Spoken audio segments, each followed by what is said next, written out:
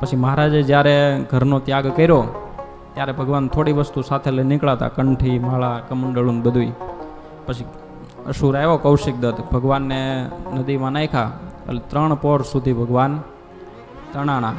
3 પોર રહ્યા જળ માહી, 12 ગાઉં નિસરા તણાઈ. 3 પોર સુધી ભગવાન છે એ જળમાં તણાના. 12 ગાવ એટલે 36 કિલોમીટર સુધી ભગવાન તણાના. 36 કિલોમીટર બહાર નીકળ્યા. પણ ભગવાને આપણને શીખવું, પૂજા પુસ્તક પાછળ રહ્યું, બીજો સર્વે તણાઈ ગયું.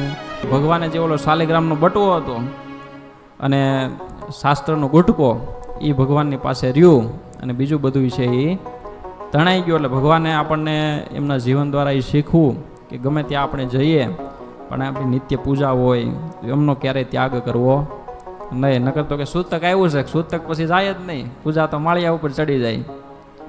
એટલે અને બીજું શાસ્ત્રનું વાંચન.